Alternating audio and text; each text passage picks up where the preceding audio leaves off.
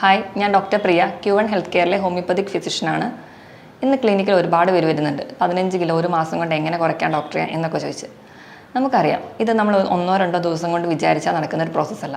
കൃത്യമായ ഡയറ്റും വ്യായാമവും ഒക്കെ വേണം. നമുക്ക് ഇന്ന് ഈ വിഷയത്തെക്കുറിച്ച് സംസാരിക്കാം. എന്താണ് ഒബിയസിറ്റി അഥവാ അമിതവണ്ണം?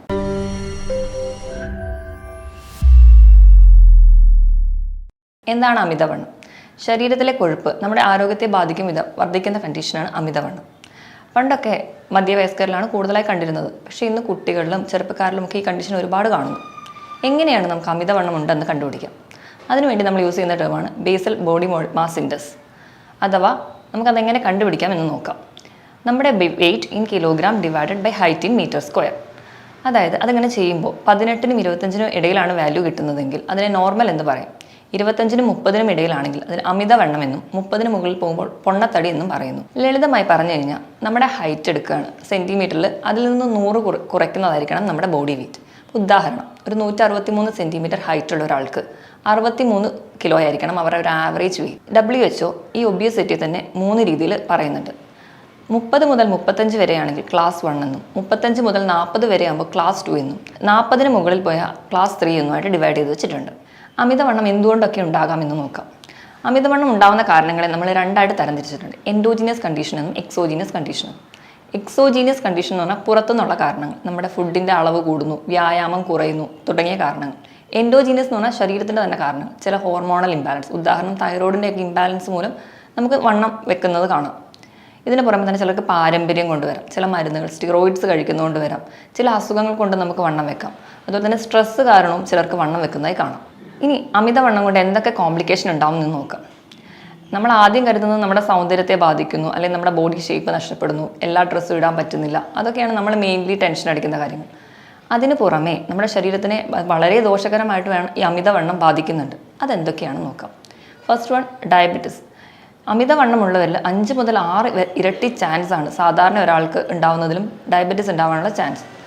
രണ്ടാമത്, ഹൈപ്പർ ടെൻഷൻ, BP കൂടുന്നതായി കാണാം. മൂന്നാമതായിട്ട് കൊളസ്ട്രോൾ വരുന്നതായി കാണാം. ഇങ്ങനെ അമിതവണ്ണമുള്ളവർ BP, കൊളസ്ട്രോൾ, പ്രമേഹം എല്ലാം ഒരു കോംപ്ലക്സ് ആയിട്ട് നിൽക്കുമ്പോൾ നമ്മൾ അതിനെ മെറ്റബോളിക് സിൻഡ്രോം എന്ന് പറയുന്നു. ഇതിനോടൊപ്പം തന്നെ നമ്മുടെ ശരീര വെയിറ്റ് കൂടുമ്പോൾ നമ്മുടെ സന്ധികൾക്ക് നമ്മുടെ ശരീരഭാരം താങ്ങാൻ പറ്റാതെ സന്ധിവാദവും അല്ലെങ്കിൽ സന്ധിവേദനയൊക്കെ കാണുന്നു. അതോടൊപ്പം തന്നെ നമുക്ക് സ്ട്രോക്ക് ഉണ്ടാവാനുള്ള ചാൻസ്, ഹൃദ്രോഗത്തിനുള്ള ചാൻസ് കൂടുന്നു, വെരിക്കോസ് വെയിൻസ് വരെ ഉണ്ടാവാനുള്ള ചാൻസസ് കൂടുന്നു. അതുപോലെ PCODക്കുള്ള ചാൻസും ഈ വണ്ണം തന്നെയാണ് കാരണം. പലരും പറയും എനിക്ക് PCOD ഉള്ളതുകൊണ്ടാണ് ഞാൻ തടി വെക്കുന്നത്. പക്ഷേ അങ്ങനെയല്ല, തടി വെക്കുന്നത് കൊണ്ടാണ് PCOD ഉണ്ടാകുന്നത്. നമ്മുടെ ശരീരത്തിൻ്റെ വണ്ണം കൂടുമ്പോൾ നമ്മുടെ ശരീരത്തിൽ ഇൻസുലിൻ റെസിസ്റ്റൻസ് ഉണ്ടാവുകയും അതുവഴിയാണ് നമുക്ക് PCOD ഉണ്ടാവുന്നത്. ഇനി നമുക്ക് അമിതവണ്ണം എങ്ങനെ കുറയ്ക്കാം, എങ്ങനെ മാനേജ് ചെയ്യാമെന്ന് നോക്കാം. ആദ്യം തന്നെ പറഞ്ഞല്ലോ, ഒരു മൂല കാരണം നമ്മൾ കഴിക്കുന്ന ഭക്ഷണത്തിൻ്റെ അളവ് കൂടുതലും അതുപോലെ നമ്മുടെ എക്സസൈസ് കുറയുന്നതുമാണ്. അപ്പം നമുക്ക് ഇതിലൊരു ചേഞ്ച് വരുത്തണം. നമ്മൾ കഴിക്കുന്ന ഭക്ഷണത്തിൻ്റെ അളവ് കുറയ്ക്കുക, അതുപോലെ തന്നെ എക്സസൈസ് കൂടുതലായി ചെയ്യുക. ഇങ്ങനെ നമുക്ക് നമ്മുടെ ബോഡി വെയിറ്റ് കൺട്രോൾ ചെയ്യാവുന്നതേ ഉള്ളൂ. ആദ്യം തന്നെ നമുക്ക് ഫുഡിൽ എന്തൊക്കെ മാറ്റം വരുത്താമെന്ന് നോക്കാം. നമ്മുടെ ഭക്ഷണത്തിൽ അന്നജത്തിൻ്റെയും കൊഴുപ്പിൻ്റെയും അളവ് കുറയ്ക്കുക, പകരം നമുക്ക് പ്രോട്ടീൻ കൂടുതലായിട്ട് ഭക്ഷണത്തിൽ ഉൾപ്പെടുത്തുക.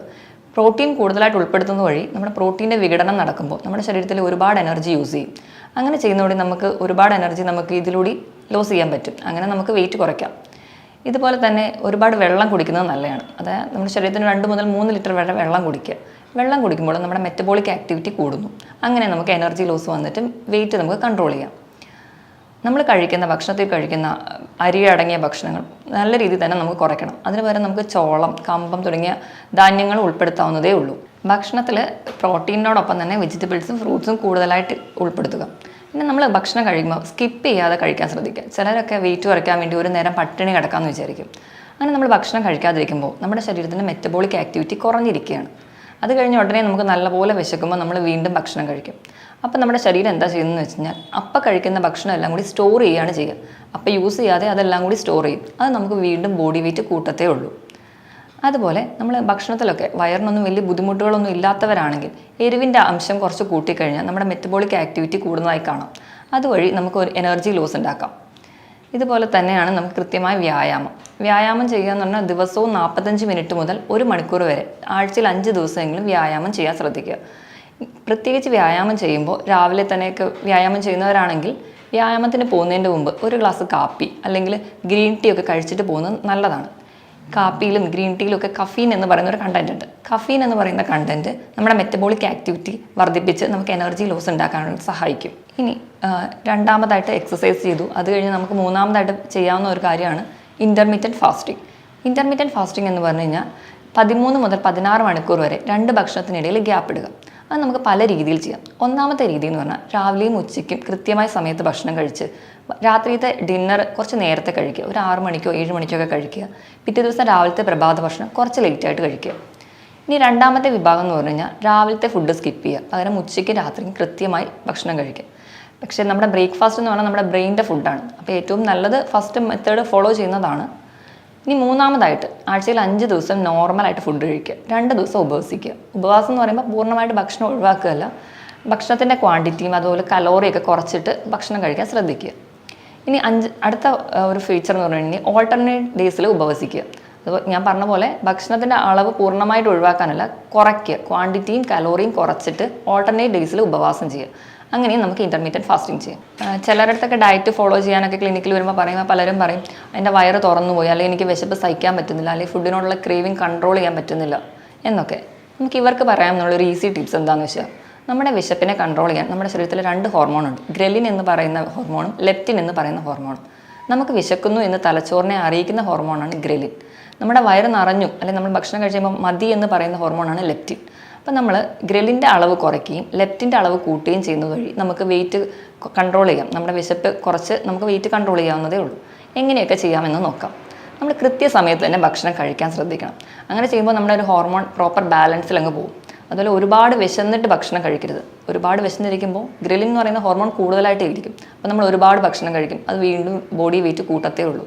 അതുപോലെ ഒരുപാട് വിശന്നിരിക്കുമ്പോൾ ഒരുപാട് സ്വീറ്റ്സ് കഴിക്കാതിരിക്കുക. സ്വീറ്റ്സ് കലോറി കൂടുതലുള്ള ഫുഡാണ്. അതുപോലെ കൃത്യസമയത്ത് ഉറങ്ങുക. കൃത്യസമയത്ത് ഉറങ്ങുമ്പോൾ ഈ ഹോർമോണൊക്കെ പ്രോപ്പറായിട്ട് ബാലൻസ് ആയിട്ട് പോകും. അപ്പോൾ നമുക്ക് നമ്മുടെ വിശപ്പൊക്കെ കൺട്രോൾ ചെയ്യാം. ചിലർക്കൊക്കെ ടെൻഷൻ കാരണം ചിലർ ഭക്ഷണം ഒരുപാട് കഴിക്കുന്ന കാണും.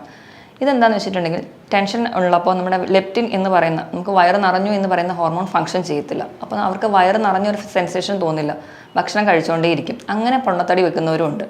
ഇതുപോലെ ചില ഭക്ഷണങ്ങൾ കഴിക്കുകയാണെങ്കിൽ നമുക്ക് ഈ ലെപ്റ്റിൻ്റെ അളവ് കൂട്ടാൻ പറ്റും. ഉദാഹരണത്തിന് ഭക്ഷണം കഴിക്കുന്നതിന് മുൻപ് നമ്മൾ സാധാരണ ഒരു ലഞ്ചൊക്കെ കഴിക്കുന്നതിന് മുൻപ് പ്രോട്ടീനും ഫാറ്റും അടങ്ങിയ ഭക്ഷണം കഴിക്കുക. ഉദാഹരണത്തിന് നമുക്ക് മുട്ട കഴിക്കാം, അതിൽ പ്രോട്ടീനും ഉണ്ട് ഫാറ്റും ഉണ്ട്. ഭക്ഷണത്തിന് ഒരു 15 മിനിറ്റ് മുമ്പ് ഒരു മുട്ടയൊക്കെ കഴിക്കുകയാണെങ്കിൽ ഈ ലെപ്റ്റിൻ്റെ അളവ് കുറച്ച് കൂടുതലായിട്ട് ഉൽപ്പാദിപ്പിക്കുന്ന കാണാം. അതുപോലെ കഴിക്കുമ്പോൾ ഭക്ഷണം നല്ലോണം ചവച്ചരച്ച് കഴിക്കുകയാണെങ്കിൽ നമുക്ക് വയറ് കുറച്ചുകൂടെ പെട്ടെന്ന് നിറഞ്ഞ പോലെ തോന്നും. അതുപോലെ ഭക്ഷണം കഴിക്കുന്നതിന് മുൻപ് 2 ഗ്ലാസ് ഒരു ഇളം ചൂട് വെള്ളം കുടിക്കുക. അതുപോലെ ഒരു ബൗൾ സാലഡ് കഴിക്കുക. അതിനൊരു 15 മിനിറ്റ് ശേഷം മാത്രം ഒരു ലഞ്ച് കഴിക്കുക. ഇങ്ങനെയൊക്കെ നമുക്ക് ഫുഡിലൂടെ ഒരു പരിധി വരെ വെയിറ്റ് കുറയ്ക്കാം.